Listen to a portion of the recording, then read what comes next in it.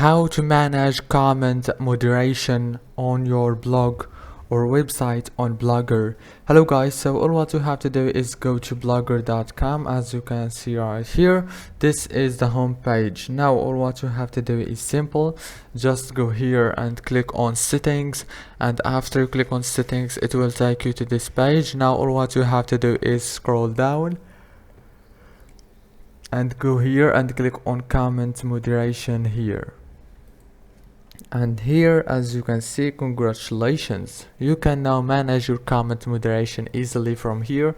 You can choose always or sometimes or never if you want.